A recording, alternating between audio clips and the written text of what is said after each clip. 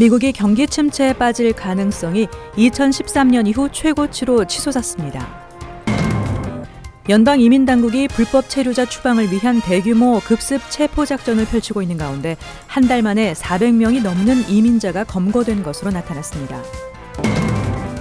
뉴욕 총영사관 등 재외공관을 통해 발급되는 공인인증서 서비스가 강화될 전망입니다. 미국 내 지카 바이러스 감염 임산부가 234명에 달하고 있는 것으로 나타났습니다.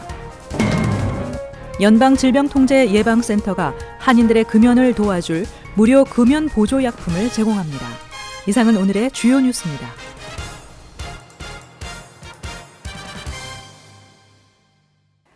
시청자 여러분 안녕하십니까? KBN 뉴스입니다.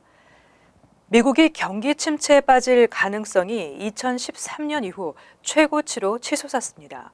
각종 경제 지표가 대체로 부진을 면치 못하고 있습니다. 월스트리트저널은 각종 지표를 종합해 18개월 안에 경기 침체가 시작될 가능성이 상당하다고 전했습니다. 고용과 자동차 판매, 기업 투자를 비롯해 산업 생산이나 기업 이익 등 주요 지표가 대체로 부진을 면치 못하고 있습니다. 월스트리트저널은 자체 전문가 설문 결과 1년 안에 경기 침체가 시작될 확률이 21%로 높아졌다고 보도한 바 있습니다. 1년 전에는 가능성이 불과 10%였습니다. 올 초 금융시장이 요동쳤을 때에도 경기 침체 가능성이 제기됐지만 고용시장이 개선되면서 우려는 잦아들었습니다. 하지만 5월 고용지표는 시장에 충격을 안겼습니다. 5월 비농업 부문 일자리는 3만 8천 개 늘어나는 데 그쳐 2010년 이후 최저치를 기록했습니다. 바클레이스의 마이클 게페는 평균적인 회복 속도와 비교해 고용 둔화가 지속적일 때에는 대개 9개월에서 18개월 이내에 경기 침체가 나타났다고 지적하고 있습니다. JP모건도 12개월 내 경기 침체 가능성이 높아졌다고 분석했습니다.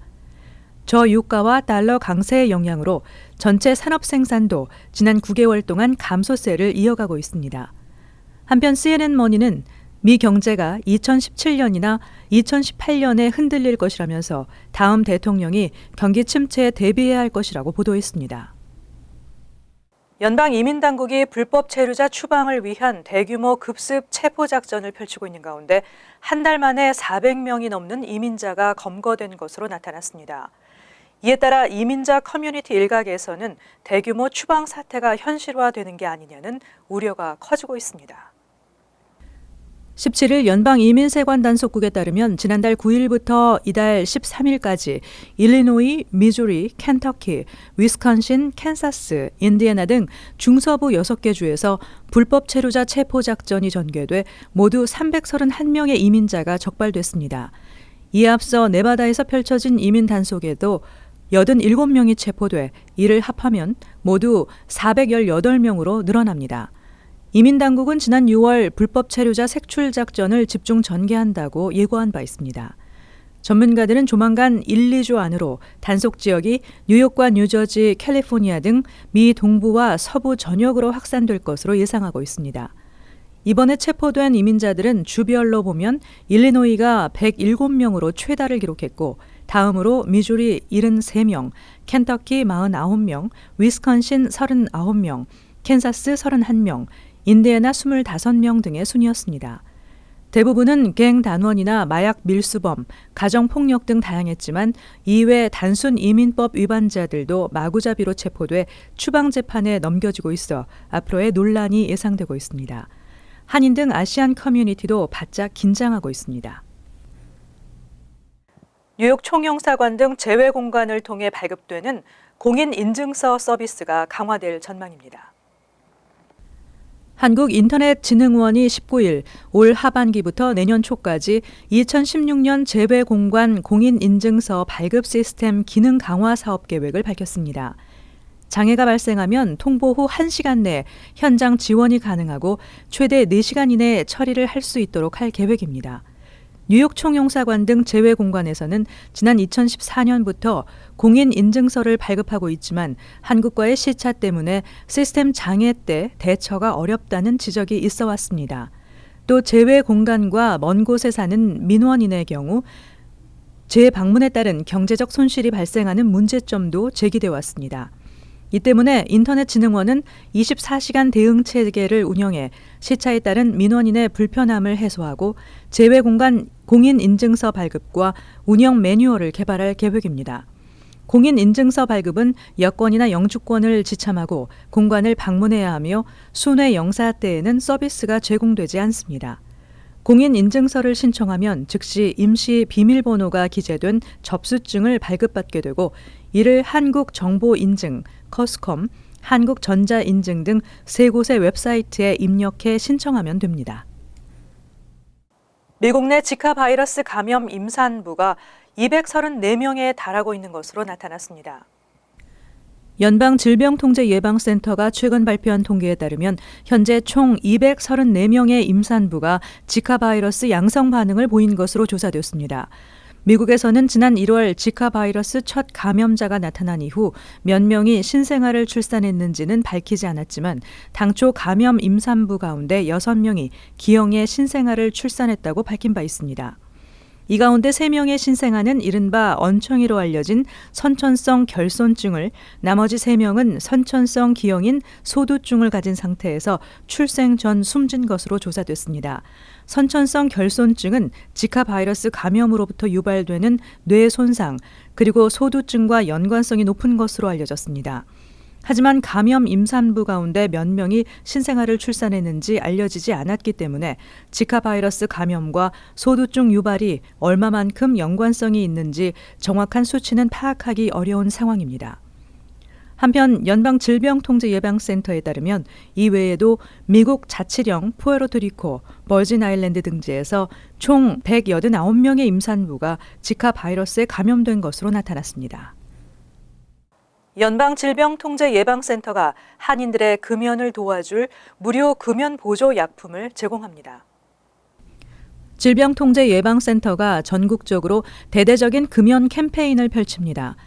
이전 흡연자들에게 배우는 금연 팁이라는 이번 캠페인을 앞두고 20일부터 오는 7월 1일까지 전국에 걸친 한인 금연센터에서 미국에 거주하는 한인에게 2주 분량의 니코틴 패치를 소진될 때까지 제공합니다.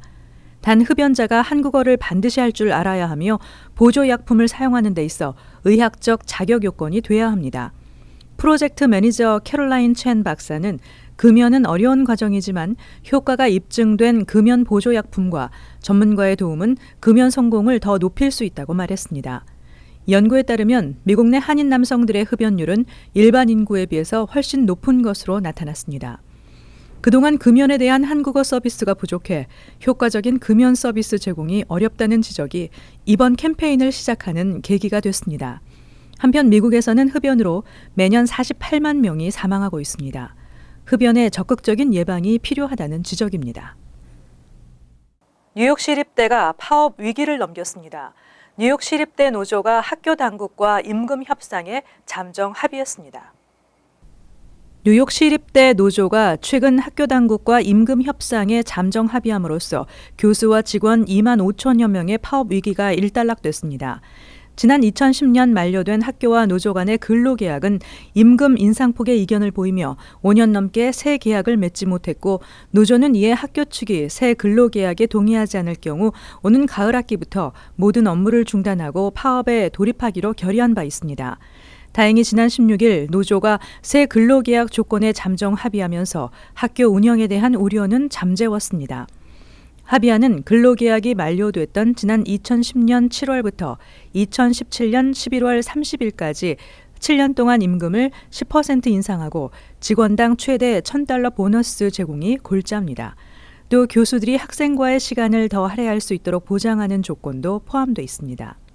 합의안은 뉴욕시립대 이사회와 노조원들로부터 각각 승인을 받아야 최종 확정됩니다. 최종 확정에는 큰 어려움이 없을 것으로 예상되고 있습니다.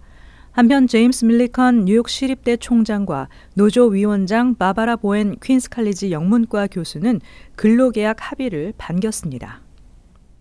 뉴저지주에서 스쿨버스를 이용하는 학생들의 안전한 등 하교를 위해서 감시 카메라를 부착하자는 법안이 상정됐습니다. 트로이 싱글턴 민주당 하원 의원은 스쿨버스 외부에 감시 카메라를 설치해 스쿨버스가 정차해 있을 때에 정지 규정을 무시하고 지나가는 위반 차량을 적발하도록 하는 법안을 최근 상정했습니다. 법안의 주 목적은 학생들이 안전하게 등하교할 수 있도록 안전한 환경을 만드는 것입니다.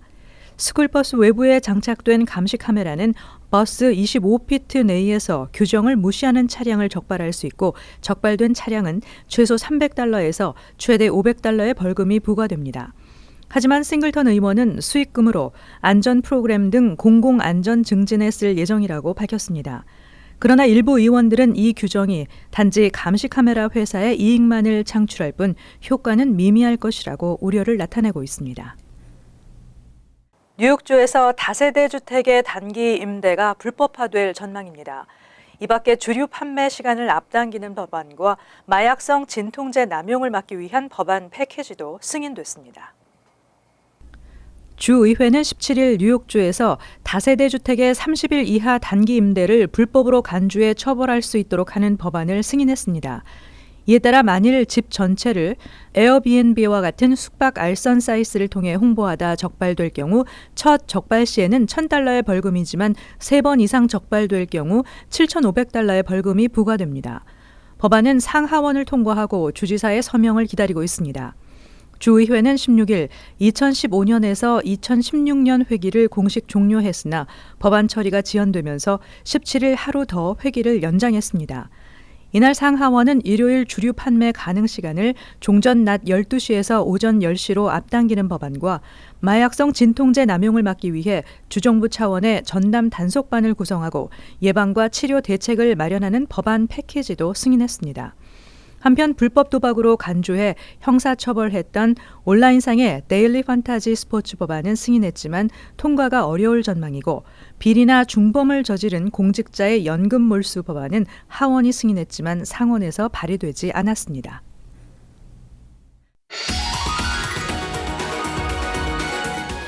이어서 LA 지역 한인사회의 소식입니다. 하늘 위 레스토랑에서의 저녁 식사 혹시 들어보셨나요? 세계에서 가장 기상천외한 10대 레스토랑 중에 하나인 벨기에의 디너 인 더 스카이가 7월 LA에 옵니다. 지상 150피트 허공에서 아찔한 전망과 럭셔리한 디너를 즐길 수 있는 이 레스토랑은 120톤의 크레인이 레스토랑을 통째로 들어올려 하늘 위에 식사 공간을 마련하는 기발한 아이디어로 관심을 받고 있습니다.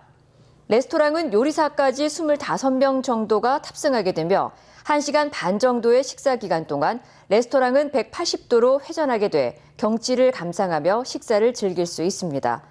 이번 LA 이벤트는 다운타운 LA 센터 스튜디오에서 7월 1일부터 31일까지 진행합니다.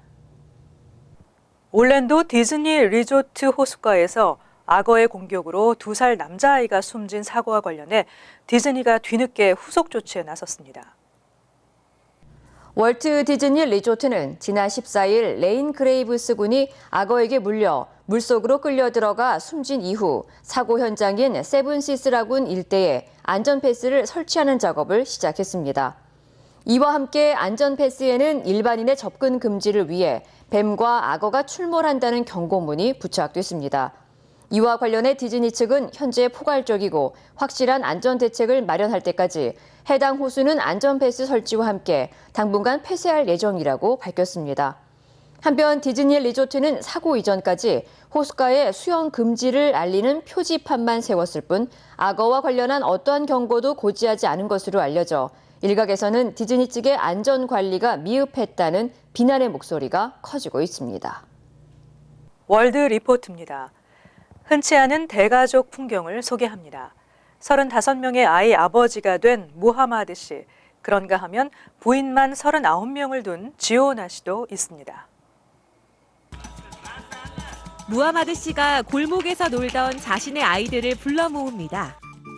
한 줄로 세워놓으니 끝이 안 보일 정도인데 얼마 전 태어난 젖먹이 2딸을 포함해 3명의 아내를 두고 35명의 아이를 낳은 그는 아이들만 보면 절로 웃음이 납니다.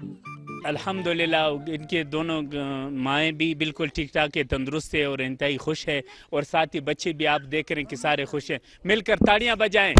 माशाल्लाह माशाल्लाह माशाल्लाह। 파키스탄 남성은 이슬람 율법에 따라 최대 4명의 아내를 둘 수 있습니다. 무하마드 씨의 꿈은 아이를 100명까지 낳는 것이어서 요즘 그 꿈을 이뤄줄 4번째 아내를 찾는다고 합니다. 인도 북동부 산자락의 한 조용한 마을이 단체 사진을 찍느라 분주해졌습니다. 지오나 씨네 가족 사진인데 한 곳에 모이니 무려 174명이나 됩니다. 아내 39명, 자녀 86명, 여기에 34명의 손자와 며느리까지 모두 한 집에 모여 삽니다. When they get married to one wife, they fight the whole time. But I have so many wives and I live with them so happily, even after all these years. 식사 시간이면 여인들은 대형 밥솥에 밥을 짓고 아이들은 채소를 다듬습니다. 대가족인 만큼 한 끼에 쌀이 40kg이나 필요합니다. 식사도 한 번에 해결할 수 없어 아이들이 먼저 먹고 나야 어른들이 먹을 수 있습니다. 너무 식구가 많아 고달플 만도 한데 아내들은 별로 불평불만이 없습니다. I knew from the start he was going to marry a lot of wives, but I don't mind. I love him, and that's why I stay with him. 자녀들 역시 아버지의 생일 잔치를 위해 단체복까지 맞춰 입고 준비에 열을 올릴 정도로 효심이 지극합니다. 일부 다처라는 이유로 한때 마을에서 배척당하기도 했던 지오나 씨. 하지만 자신의 이웃들을 위해 마을에 학교, 교회, 운동장 등을 지은 덕에 지금은 주민들까지 그를 가장으로 여기고 있습니다. 간추린 소식입니다. 맨하탄 네일살롱에서 연쇄 강도 사건이 발생했습니다. 범인은 지난 4월 15일 오후 8시 10분쯤 맨하탄 이스트빌리지 브로드웨이의 한인 운영 네일살롱에 들어가 주머니에 권총이 있다고 직원을 위협하며 돈을 요구해 현금 2,500달러를 빼앗아 달아났습니다. 이어 지난 12일 오후 8시 같은 수법으로 직원을 위협하며 700달러의 현금을 강탈해 도주했습니다. 용의자는 35세에서 50세 백인 남성으로 신장 6피트 1인치에서 2인치, 몸무게 170에서 210파운드로 알려지고 있습니다. 일주일 사이 3건의 연쇄 성추행 사건이 플러싱 키스나팍 인근에서 발생했습니다. 뉴욕시경은 3건의 용의자 모두 동일한 인물로 40대 히스패닉이라고 전했습니다. 용의자는 지난 10일 공원에서 자전거를 타던 여성에게 접근해 자신의 신체 부위를 만진 첫 번째 성추행을 비롯해 12일에는 젊은 여성에게 접근해 말을 건넨 후 신체 부위를 더듬었고 세 번째는 15일 오후 6시 30분쯤 여성의 어깨를 잡고 공원 내 후미진 곳으로 끌고 가려다 실패했습니다. 뉴욕 현대미술관 모마가 지난 2월 개최한 다큐멘터리 영화제에서 북한의 실상을 고발한 다큐멘터리 영화 태양 아래의 상영 취소를 결정한 데 대해 잘못을 인정했습니다. 모마는 이와 관련해 30년 근무한 큐레이터를 해고한 것으로 알려졌습니다. 태양 아래는 북한 정부와 러시아의 지원을 받아 촬영했지만 오히려 극심한 통제 속에 살아가는 북한 주민들의 실상을 담아 북한 당국으로부터 반발을 샀습니다. 뉴욕시 교통국이 최근 뉴욕시 교통 표지판 1,553개를 이베이 경매 방법을 통해 판매하고 있습니다. 시 교통국은 규정이 바뀌어 더 이상 사용하지 않은 표지판을 판매 중이라며 개당 $50에서 $150 정도에 판매할 계획이라고 밝혔습니다. 교통국은 이를 통해 총 $77,000에서 $232,000의 수익을 올릴 것으로 예상하고 있습니다. 19일까지 79명이 경매에 참여했으며 최고가는 $6,100로 나타났습니다. 다음은 시사 칼럼이 이어집니다.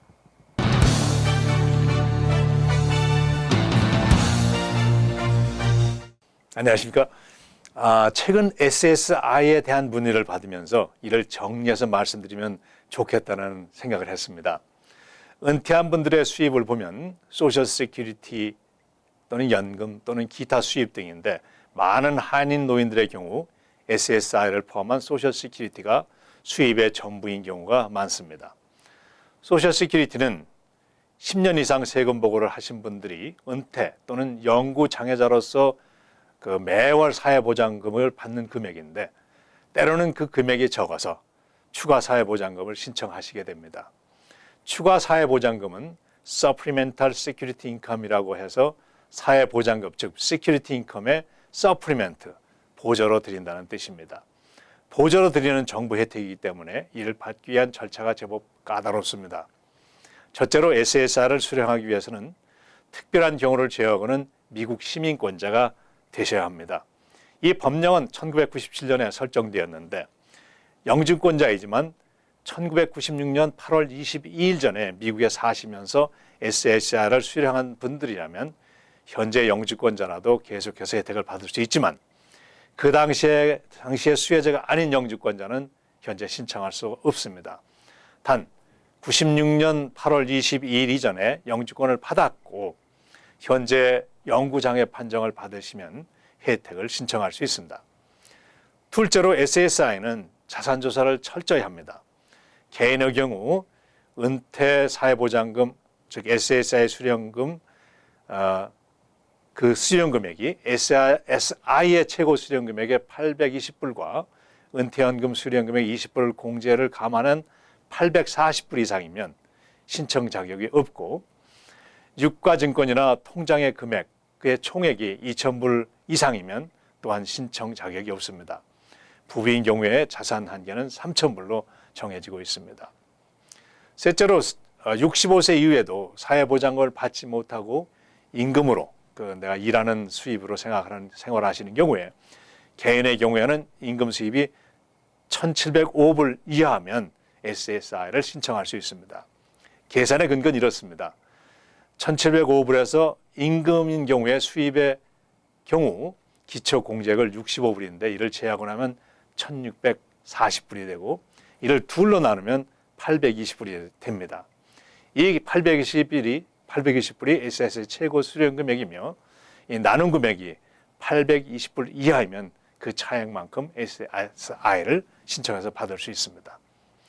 SSI 최고 수령 금액은 개인이 820불인데 연방정부에서 733불, 주정부에서 87불을 지불합니다.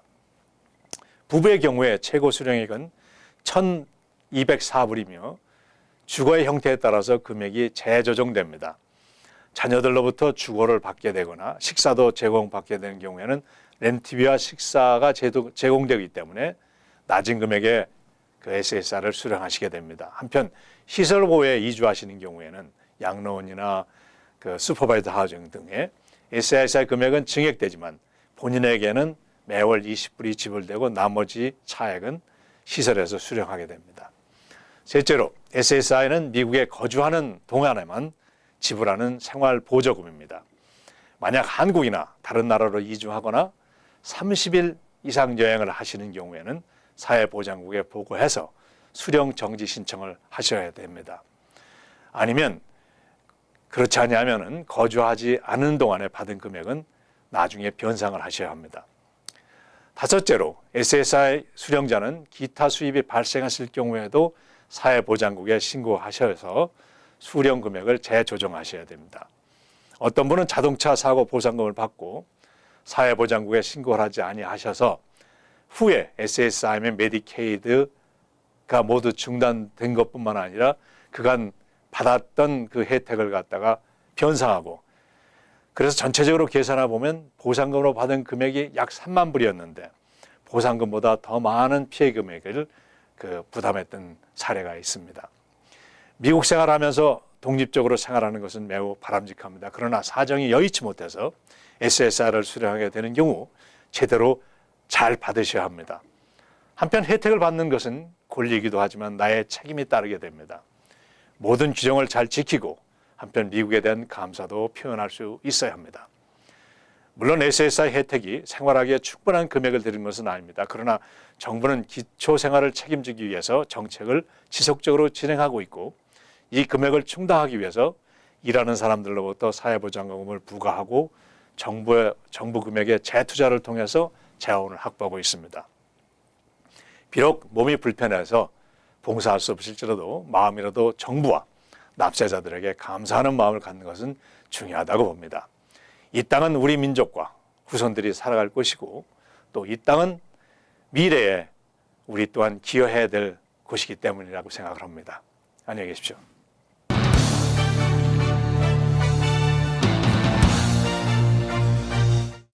환율과 증권 소식입니다.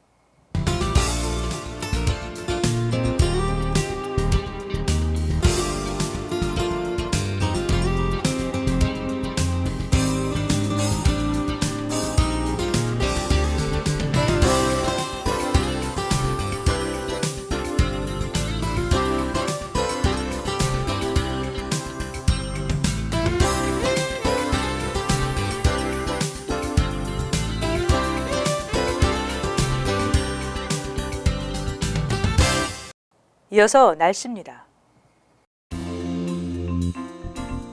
화요일은 곳에 따라 흐리고 대체로 맑겠으며 무더운 날씨가 예상됩니다. 낮 최고 기온은 86도로 섭씨 30도, 밤 최저 기온은 66도, 섭씨 19도 예상되고 있습니다. 수요일도 전날과 비슷한 날씨에 습도가 적어 비교적 쾌적하겠습니다. 하지만 목요일은 흐리고 천둥과 번개를 동반한 소나기가 예상됩니다. 이상으로 KBN 뉴스를 마칩니다. KBN과 함께 즐거운 저녁 시간 되시기 바랍니다.